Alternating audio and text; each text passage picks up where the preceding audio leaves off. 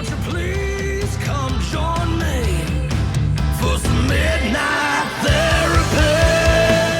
therapy? Ladies and gentlemen, welcome back to Midnight Therapy. I'm your host, Kat Matthews, and as you can tell, it is officially Christmas time.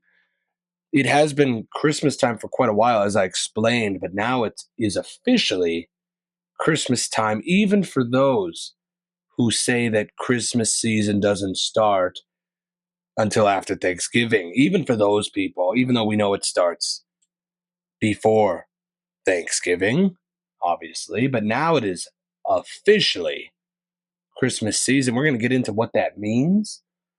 Sorry I was taking so long with this next episode. I was sick. I got a cold, as I always do, from going to all the different houses during Thanksgiving, the holidays. I have been sick ever since. It is the longest cold ever. Still lingering. Still have it. So that's why this episode took a little bit, but we are back nonetheless. It's good to be back. I have the Santa Man grotesque holiday portrait series painting behind me. Added some lights here. I got an ugly sweater.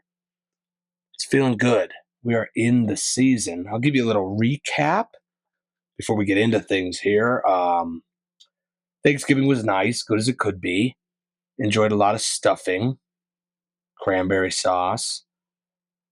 Did not go Black Friday shopping because I'm very broke and I don't need anything. And like I said last episode, Black Friday is not really real anymore. You can always just go get deals online all the time. They deliver it right to your house. So I don't know. There's no more, trampling over people at Walmart. That's over. The TVs are always on sale. So didn't do that. It sucks when you're broke. Some of you watching may be broke. If some of you watching invested in Bitcoin, you're not broke anymore. How about that? Bitcoin hit $100,000. I still don't understand it, but I'll go up to people and say, did you see Bitcoin? Do you have any Bitcoin? Do you invest in Bitcoin? They'll go, no. Do you? I'm like, no. But it hit 100,000 and you and me are still working. Still paying bills, paycheck to paycheck, when we could have bought a fake coin and made money off it somehow. People are doing it. If you know how they're doing it, please comment. Somebody let me know. I don't get it. Life's not fair, though. It's not fair. Speaking of life not being fair, slow news cycle, but Joe Biden, the president, right now, did pardon his son, Hunter Biden. Even though he said he wasn't going to, he did. And I know people are upset about that, but maybe it's just the Christmas season, Everybody makes mistakes. Let them go. Pardon everyone. He's thinking about pardoning some other people that's a little controversial, like Fauci, a couple generals. But honestly, who cares? It's Christmas season, and I'm not going to get mad over that. And you shouldn't either. Who cares? The only thing you should be mad at, like I am, is that you can't find those, what are they called? Those shortbread cookies. Those butter shortbread cookies in the bag, the green bag. They're like shortbread cookies. They got the green and red glitter sprinkle on them. They're delicious. You can't find them anywhere. I found them at Big Lots. I didn't even know Big Lots was still open. But they had them. They were probably from years ago. They're probably old. They were probably like from 10 years ago when you could find them. But I ate them. I'm fine. Maybe that's what got me sick. Anyways, over the break, I went to go see Wicked with my fiance, Christy. And very good film. Very good film. We're going to be talking about movies today. That's going to be the theme of this episode here. And I'm going to get into Wicked. We're going to talk a little bit about that. It relates to another episode, I think, when I talked about scams. We're going to get into that very soon. Before I do, I'll give you a little recap on me. I was working like crazy this week. I had a retirement party / Christmas party. I had to DJ, and wow, that was fun. Nothing better than people like around the Christmas time, because that's already hype. Plus, you're retiring. You never have to go to work again. That's a good energy. That's a good energy to be around. There was an open bar. Everybody's getting crazy. Shania Twain songs going nuts, kick lines and conga lines, and it was wild. It's fun to be a part of that. Fun to get people all pumped up, especially the retirees that are starting their next journey of boredom. I'm telling you, retire, you get bored. People don't want retirement; they want a vacation. You're sitting at the beach, you're like, oh, I can't wait to get back to work. And you sit at work, like, I can't wait to go to the beach. It's like a cycle. You don't want one or the other. You end up like Mr. Krabs when he retired. Remember that?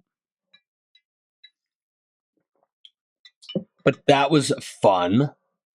Like I said, this episode, we're going to be talking about some movies, but let me get into why Wicked was sort of a scam. And I'm not mad at it. Again, I'm not really mad at scams. Don't hate the player, hate the game. But as you may know, I'm not going to spoil anything, but Wicked was a Broadway play for many years before this movie. And like many theatrical plays, there are different acts, like Act 1 and Act 2, maybe Act 3, usually Act 1 and Act 2.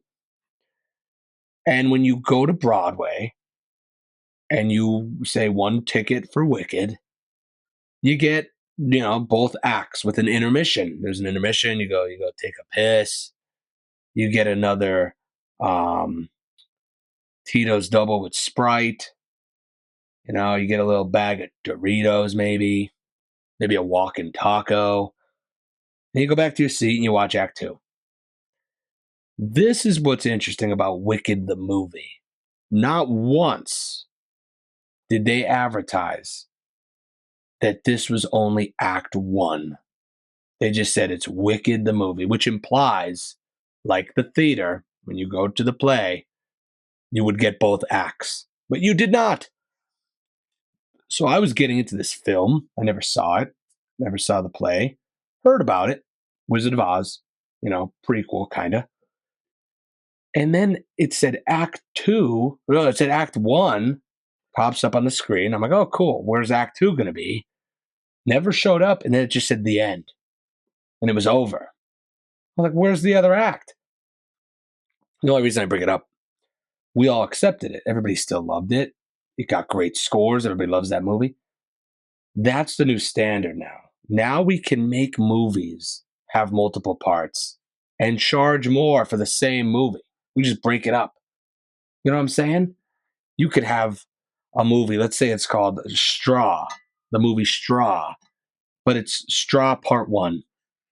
You charge full price for that, and then you got to come back later to see Straw Part 2. That's the new precedent set by Wicked. It's never been done as far as I know before. Of course, like I said, theater is split up into multiple parts, but you get all the parts with one admission price. Now you're going to pay one price for one act. You got to buy it again. And you're probably going to have to rewatch the first act so you remember and get a refresher. Genius. Good scamming. I like that. Won't be getting me again, but good job. Good job with the scams. Never advertising that it was just part 1. I like that. It's a little, I don't know, a little bit of false advertisement, maybe. Maybe malicious intent. But it's whatever. It's a good movie nonetheless. And speaking of good movies, let's get into it here. Here's the problem. Let's deep dive into some philosophy here. This is what the show's all about. Midnight therapy, of course. That's what it's all about. Let's get therapeutical. What makes a good movie? When people say that's a good movie, what makes a good movie? There's many factors that do. It's a subjective preference, usually. Lots of different genres of movies and things like that to consider. But what makes a good movie? I think that a good movie should be a piece of art. I think film is a branch of art, just like you got books, you have comedy, you have music, you have paintings. There's many categories of art, visual art, songs, writing, poetry, all art. We're going to put that under the umbrella term that is art. And all the same kind of strategies and, I guess, guidelines for judging art transcends over into the different types of art. You could kind of judge it the same way. So I look at what makes something art and what makes something good art. That's what needs to be considered. I think you have to look at things like the message. If we're focusing on movies, is there a good message? Did it make you feel something? Did it leave a lasting impression? Is it easily forgettable? Let's look at those categories like that. Things like that. Prerequisites to being a good movie should have those if it's going to be art. Now, this is the problem. In modern times, especially now, there seems to be no differentiation between entertainment and art. They're kind of like linked now. But there's a big difference between entertainment and art. Some things are just pure entertainment. They're not art, not meant to be art.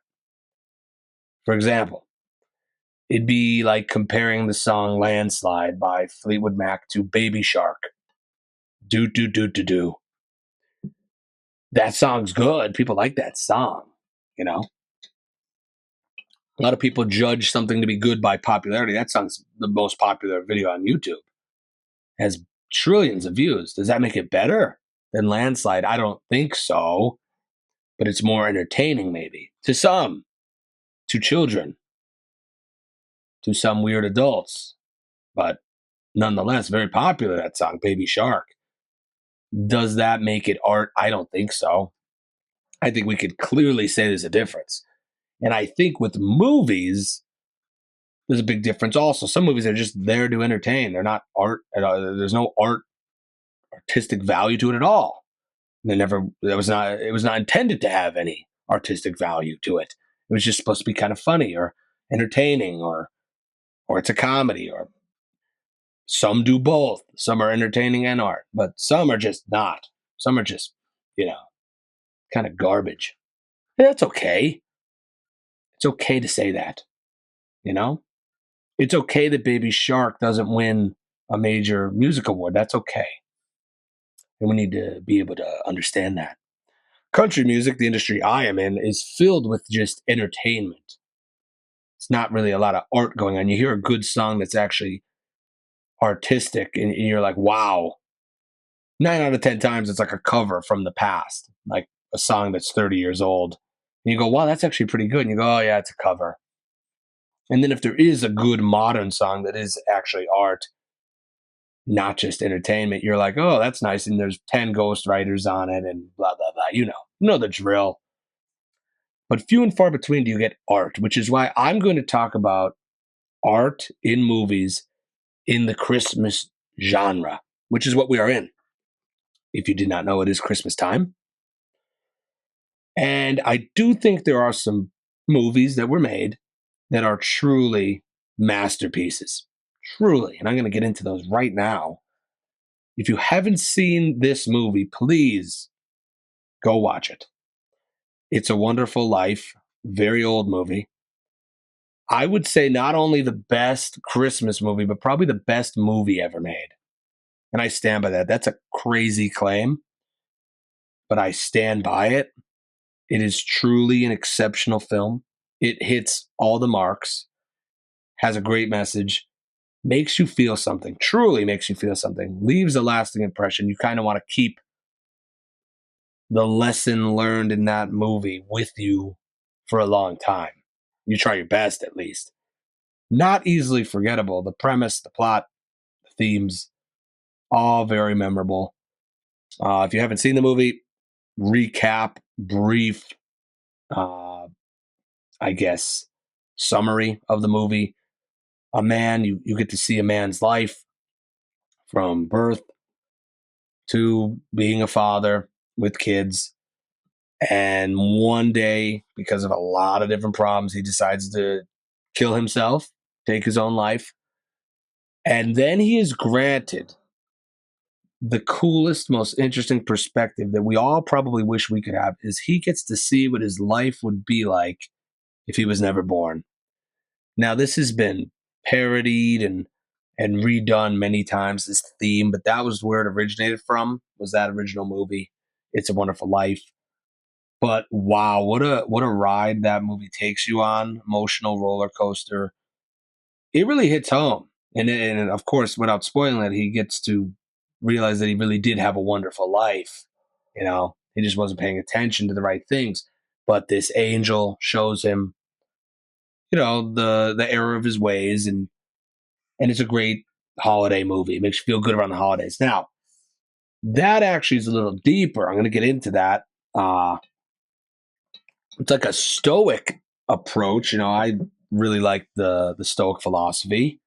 Studied it quite a bit, and I live my life that way to an extent. Not a full-blown stoic, but I subscribe to a lot of the ideas they have. And one of them is negative visualization, where you kind of get up every day as if you were dead, as if you were given a second chance every day, and it feels awesome. Every day you're like, well, at least I'm alive. You could have a million problems, but it's like, well, what if I wasn't even here? There's like an old saying, memento mori. It means remember you will die. Don't forget that. You could have the worst day ever, but at least you're here. At least you have a day. It's a good philosophy to live by. It helps you appreciate this great gift a little more than you might otherwise. There's another book and movie that carries a very similar theme. It's A Christmas Carol. You all know this. This is Scrooge. This is a classic piece of literature turned into a movie. If you aren't familiar with that, there's something wrong with you. But go get familiar with that movie if you haven't seen it, or read the book. But I know you don't have a lot of time, probably, so watch the movie. There's 100 different versions of it. They're all good. There's a FX version that's pretty good. It just came out. It's relatively new. Pretty good, unique twist on the story of Scrooge. But that movie also depicts this sort of negative visualization approach where this rude and stingy and warped and maybe evil old man is shown his past, present, and future by three ghosts. He is warned of their coming by his old business partner who he was corrupt with in life. And it's a story of, sort of forgiveness and repenting. It's very interesting, these ideas, these themes, the reason we watch these movies and feel good about these movies. It's because we are all like those characters. Like in It's a Wonderful Life, we are all like George Bailey. All of us. We relate to that 100%. When you watch that movie, you see yourself in him with the stresses of life and feeling a certain way and feeling left behind and feeling like a failure and having no other options. In Scrooge, or Christmas Carol rather, you feel connected to Ebenezer Scrooge. You go, I'm like that sometimes. I'm bitter sometimes. The problem is, three ghosts are probably never going to visit you and show you the error of your ways. Likewise, an angel will probably not come down and show you what your life would be like if you were never born. I'm not saying it can't happen or won't, but it probably won't. So you have to learn the lesson from the story. Now, when I was writing a book I wrote called Temporary Happiness, never finished it, I used to have this analogy about a hot stove. And you've seen many people get burnt on that stove, and you still might want to touch it, but just don't touch it because you know it's hot. Some people are stubborn. They have to touch it themselves to see if it's hot. They don't believe that it's hot. Some stoves are just hot. All the clues are there. People bear the scar of the burn. If you wish to bear the scar of the burn too as a reminder, then go do it. Or you could learn from others. My point is, learn from others, learn from these stories, and maybe live your life better. I think if you are feeling a little upset or something, whatever, these movies do good. They really put it in perspective for you. That's why I think they are to be considered art. They are the definition of masterpieces. Not many movies have those themes. There's only really one other, and it's Click by Adam Sandler. How interesting. He has it's a twist. He has a remote where you can like fast forward through life. Look that movie up too if you never saw it. It's pretty funny. It's a comedy. It's Adam Sandler, but still has that theme of the negative visualization. Spoiler alert, it's all like a dream. He wakes up, he's at Bed Bath and Beyond.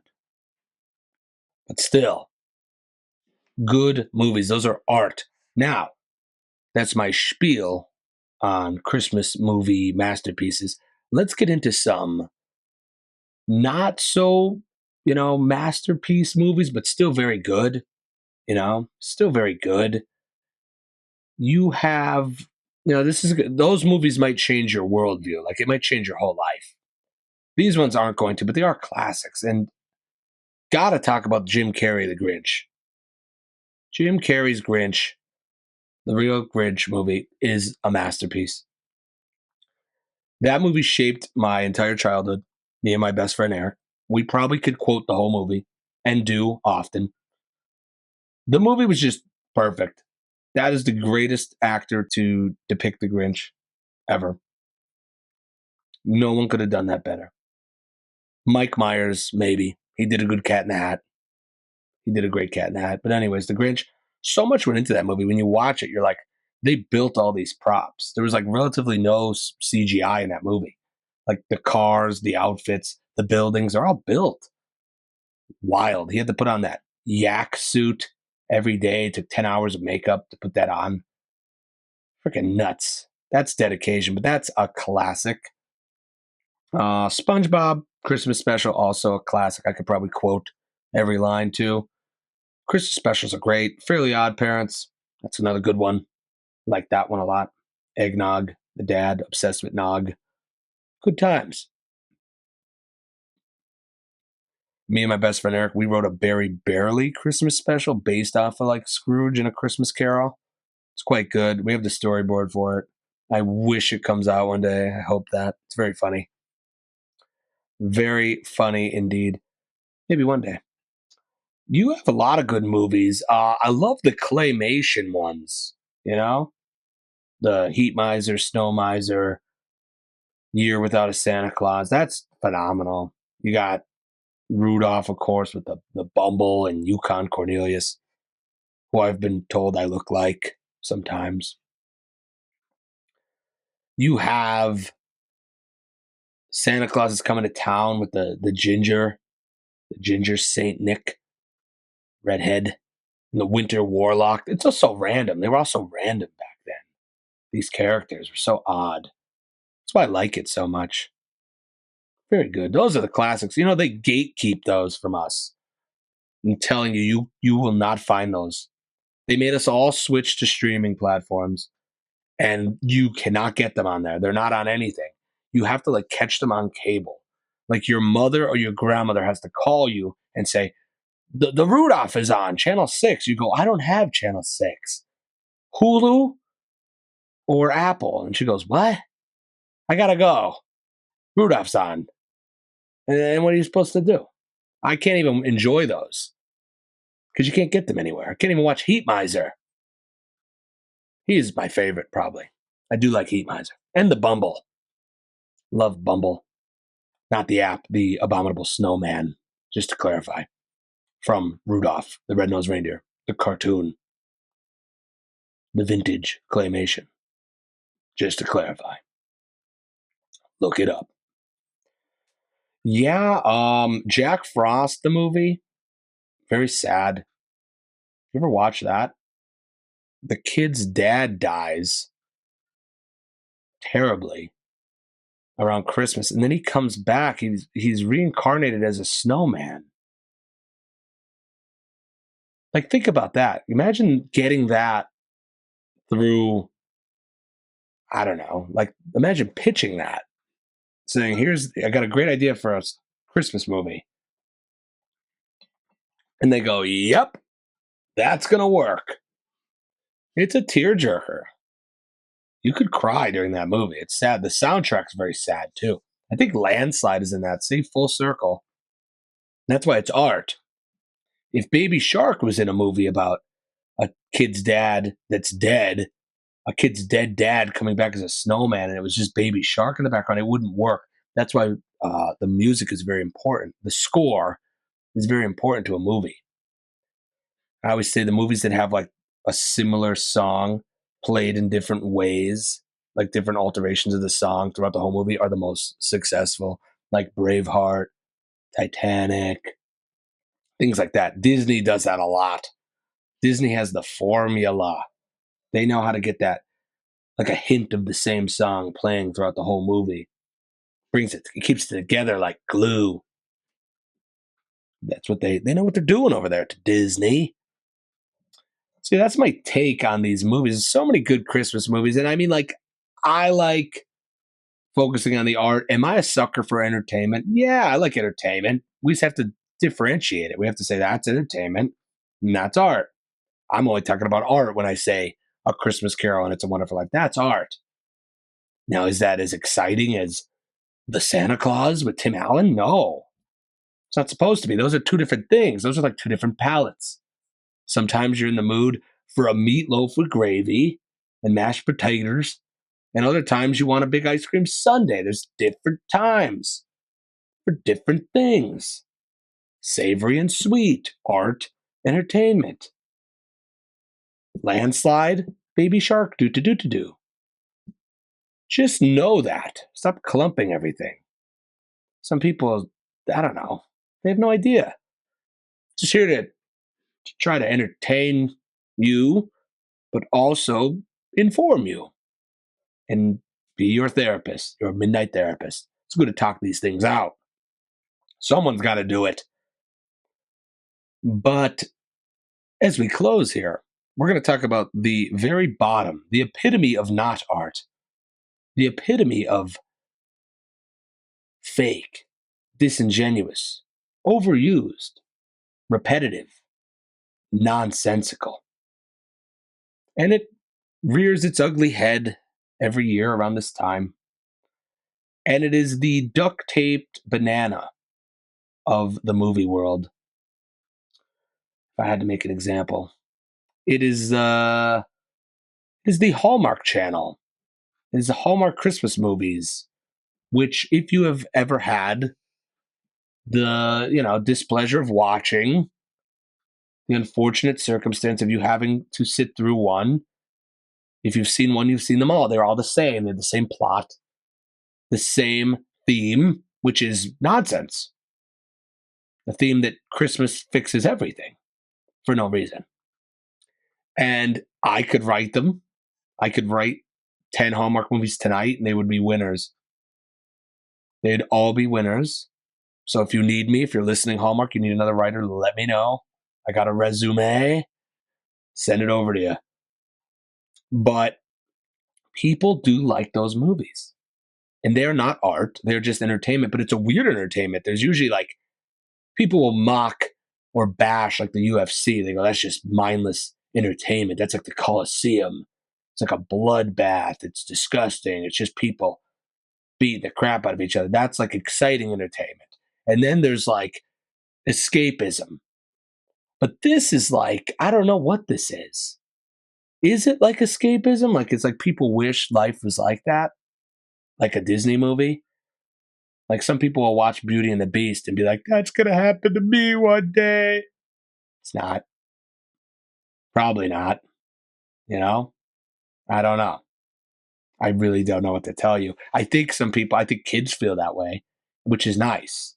It's good to teach those lessons. That's why those movies are intended for children. But if you're an adult watching the Hallmark Channel, thinking that this billionaire from England is going to move to your small town and invest in your flower shop and then not go back to England on Christmas Eve because there's a snowstorm, and he's going to meet your family and play catch in the yard and build a snowman with your little cousin while you and your mom talk about marriage, That's not going to happen. Ever. Probably not. But do people even want that? The acting in those movies it's like uncanny valley. Like, they're acting. Like, it's not how humans are. Like, they seem like they're fake humans. It's like, here's a scrapbook that I had on my Christmas, and there's a picture of me and Aunt Judy. And he goes, wow, she must have been a great woman. And then she goes, she was. Like, you know what I'm saying? It's so weird. I can't even sit through them. I don't even know. Hallmark used to make cards and overpriced ornaments. We have no ornaments on our tree because we can't afford them. We can't afford ornaments. So we just took the tree out of the box, put it up. We started hanging other things on it, like stuff from around the house, like Gatorade bottle caps and stuff. It looks nice. But ornaments are too expensive. They're like $50 for a Kermit the Frog ornament at Hallmark. And they make these movies that are terrible. So, in a nutshell, you have It's a Wonderful Life at the top, the best of art. Then you have like the entertainment, but still kind of like art. Like that is still art, but more entertaining, like The Grinch and Jack Frost, which is a sad movie. And then you have all the classics, The Heat Miser and all them, the claymation classics that they're gatekeeping from us. And then you have like the Tim Allen Santa Claus and Fred Claus and all those good movies that are just more entertainment. And then you have like the crap, the crap ones. And at the very bottom, you have the Hallmark Channel, the worst of the worst. I heard and read somewhere that they used to play that to torture terrorists. They'd make them watch the Hallmark Channel, and it would last like three hours, and they caved. Look that up. Look that up. But yeah, so that's my movie take. That's my spiel on art and Christmas. Hope you enjoyed it. Probably going to get a lot of hate from certain people that like Hallmark. Probably not, though. No one's watching this show that likes Hallmark. 30 of you out there don't even care about Hallmark. I'd be willing to bet. But if you are upset, it's a free country. Comment. Come on the show. Debate me. Make it fun. We are in the Christmas season here. That's going to wrap it up for this show. Big shout out to the sponsor, as always, Mike the Barber at Three Saints Barbershop, located in historic downtown Jessup, PA. I will probably be seeing him very soon today. Going to look at this train. There's this train coming to town, coming to historic downtown Jessup, and I usually see him there. He's a fellow train lover. Mentioning like that you wanted to go see a train once. Like I mentioned one time that I wanted to go see a train, and now my fiance says like I'm like a train person. Like I never said I like trains. I don't like trains that much, but that's how she like describes me to people. She's like, "Oh, he's a big train guy." No, I'm not. I just like it. I like that one train the one time. It's crazy. I'm going to do that today. So big shout out to Three Saints Barbershop. Everybody else, we'll be back with some more Christmas episodes here as we dive deeper into December. I can't believe it's already December. This year flew by. Weird things on the way, but we're not going to think about them until after the holidays. Until next time, stay curious, my friends. Good night.